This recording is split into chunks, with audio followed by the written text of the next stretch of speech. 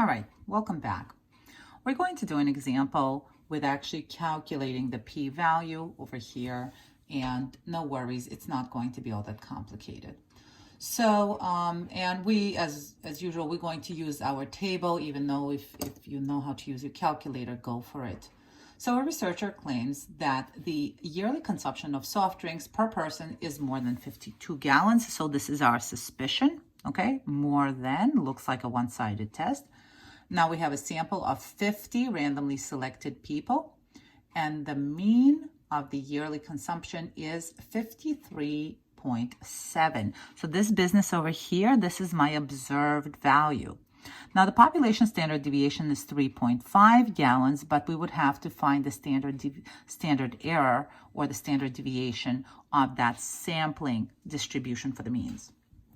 And they ask us find the p-value for the test. They tell us you may use technology or table, and then on that basis of p-value, they ask us to see whether the researcher's claim is valid. All right, so let's begin, and as usual, I'm going to begin with checking my conditions.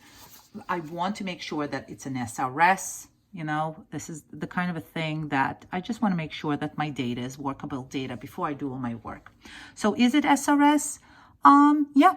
It looks that these people were randomly selected. Okay. Now, is my sample, are those 50 people are less than 1/10 of the general population? Yeah, I believe so. There is quite a few people in the United States. And then the last bit over here, the last condition, is that the sample is at least 30 or more, and then we can use our normal distribution. So is it? Yeah, sure. We actually saw here that we have 50 people that we have randomly selected. So that's nice. Okay, so let's begin with stating our hypothesis. Our null hypothesis in this case is going to be no difference, okay? Not null, or H naught is mu is no different from 52 gallons. My alternative, my suspicion, is that they're actually consuming more than that, okay? And this is going to be a place of where I am going to cut off. Okay, so I know that this is going to be greater than 52. So somewhere I'm going to be doing a right tail test. Okay, so let's calculate our z test statistic. Okay, and the z test statistic is going to be simply the observed 53.7. Okay, minus the 52, the expected, what I would like to see. And then I'm going to divide it by 3.5 gallons, but don't forget that this is a sampling distribution, so divide that by the square root of 50, which is roughly 7 or so. Okay, pause this video, go ahead, calculate your z-statistic.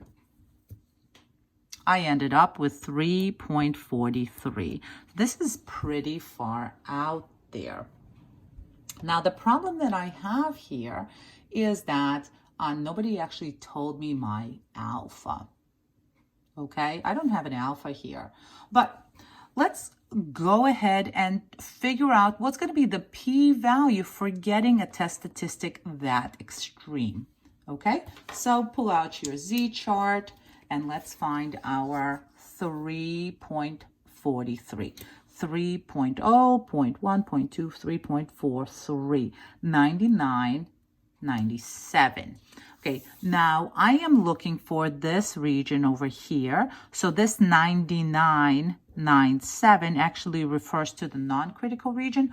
So this bit over here, the critical region is actually 0.0003. Remember that in order to get this region over here, you have to do 1 minus this business. Okay, so looking at this value probably did not come by chance. This p-value is very small, okay? So the p-val here, p-val equals 0.0003, 1/3%. So even if your alpha was 1%, even if your alpha is 1%, okay, this should be 0.1.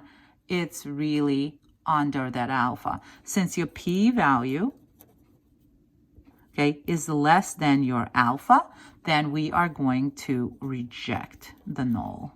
Okay, I reject the null, And I can conclude, this p-value is so small that I can actually conclude that this there is evidence that there is support that I can actually toss this claim into the garbage. I don't think that that difference came by chance. This difference probably came due to a different mean. Okay, I am seeing that there is sufficient evidence to support the researcher's claim, okay, that the consumption is actually more than 52. This goes out, this goes in place of that.